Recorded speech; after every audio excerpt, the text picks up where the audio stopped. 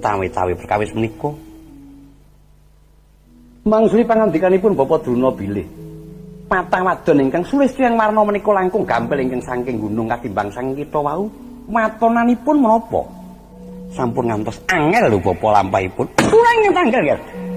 Kula ingkang tanggel.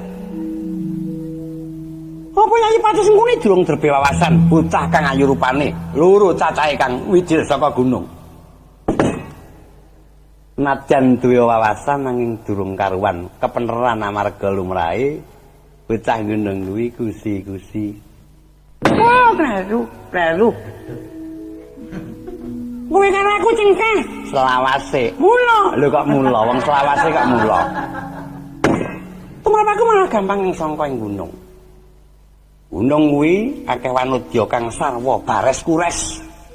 Yen ayu wis ketok ayu, yen ana ya katon alane. Nanging beda kalawan kang saka praja, akeh banget. Wong praja kuwi kang gawe tilik. Sabab bisa uga ayune mau sabab saka akehing piranti. Apa kandeling pupur, apa banging benges. Perkara kuwi aku ya tau ketelik ning ora perlu tak andharake lak ngono ta. Lah, ingkang dadi angen-angen nganti sprene kuwi yen nganti ya perkara iki ora kasembatan iba wirange Gusti Kwingking Sinuwun Prabu Duryudana bot-bote putra kakung mung sawiji. Wis tekan akhir diwasa kudu ngantik tatarane duwe garwa wekasan ana babak nglayoni dudul nusuli kang kudu nganakake bebana kaya kang dirembuk iki mau upamane ora iba wirange. Ngestina ki njejurna ora? Lho biyen duwe, saiki mbuh. Lho ora ngono ta. Lah kok dadak mundhut prisa perkara kuwi. Aku mengko kang tanggung. Aku mengko kang tanggung. Negara Ngastina kuwi duwe bawah gunung 5 cacahe. Ora gunung endi?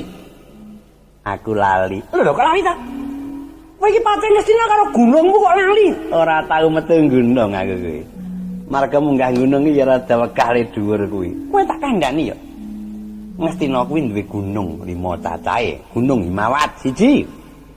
Ya 1 Gunung Himawat, 2 Gunung Himalaya. 3 Gunung Annapurna. 4 Gunung Semeru. 5 Gunung Geni. Lha kaya kelakon Gunung Geni diambah wong. Ora pucuking gunung nanging ereng-ereng akeh manungsa kang padha mapan ing kono. Tarane nglumpukake priye? Mengko Danadriyah. Kabeh para Kurawa saka negara Ngastina nrasa ing gunung-gunung gawa penganggon kang becik